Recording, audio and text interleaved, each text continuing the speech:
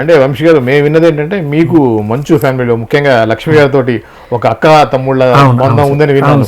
అంత క్లోజ్ ఎలా అయ్యారు సార్? లక్ష్మి గారు she a very very private person sir. అంటే ఏంటంటే ఆవిడ అంటే అందరితో బాగుంటారు, చాలా ఇదిగా ఉంటారు, బట్ వెరీ ఫ్యూ పీపుల్తో చాలా క్లోజ్గా మింగిల్ అవుతారు. అంటే ఆవిడ కరెక్ట్గా కనెక్ట్ అవ్వాలి పర్సన్. ఓకే. సో దేవుడి దయ వల్ల ఏమో తెలియదు కానీ మన బిహేవియర్ కానీ మన ఇది కానీ ఆవిడకి బాగా ఇష్టం. సో ఫస్ట్ నుంచి ఆవిడ ఇప్పుడు బాంబేలో ఉంటున్నారు ఎక్కువ.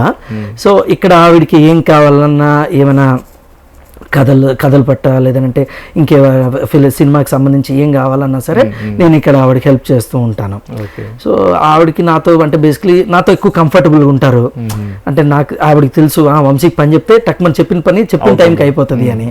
సో అట్లా కొంచెం కనెక్ట్ ఎక్కువ. సో బేసిక్లీ నేను చెప్పాలంటే మంచులక్ష్మి గారికి విధేయుణ్ణి. ఓకే.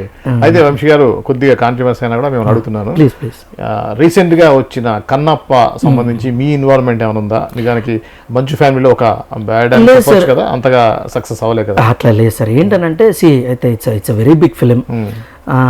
చాలా అంటే ఎంత కష్టపడ్డారో ఆ సినిమా గురించి నాకు తెలుసు. ప్రతి ఒక్కరు అంటే ప్రతి సినిమా కష్టపడతారు, నేను దాని కదన్నట్లు. చిన్న సినిమా అయినా పెద్ద సినిమా కష్టం ఎక్కువ ఉంటుంది.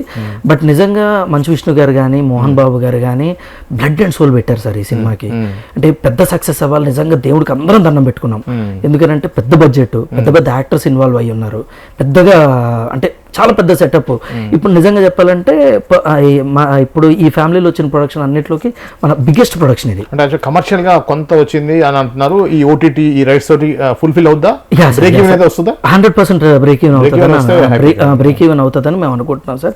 బట్ విష్ణుబాబు కెరియర్ లో ఇదే బిగ్గెస్ట్ ఇది ఫిలిం సార్. అంటే budget wise and collection wise biggest success ఆయనకి. ఇది ప్రాబబ్లీ తొలిమెట్టు అనుకోవచ్చు ఆయనకి. ఎందుకంటే ఆయన గుర్తుందో లేదో కానీ బట్ ఆయన వస్తాడు నారాజు అని ఒక సినిమా చేశారు. అది హేమంత్ మధుకర్ గారు డైరెక్టర్, మా గురువు గారు. సో హేమంత్ ఆ సినిమాకి నేను వర్క్ చేశా యాక్చువల్లీ. సో నాకు విష్ణుబాబు గారికి అప్పటి నుంచే పరిచయం.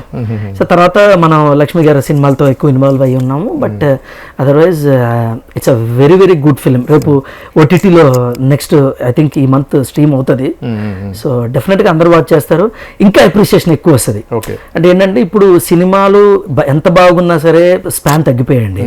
3 రోజులు వీకెండ్ మ్యాక్సిమం 1 వీక్ ఉన్నాయి. సో అందుకని ఏంటి అంటే అంత హెవీ బడ్జెట్కి స్పాన్ ప్రాబబ్లీ తక్కువైందేమో. బట్ ఓటీటీలో ఇంకా పెద్దగా సక్సెస్ అవుతుందని బలంగా నమ్ముతున్నాం.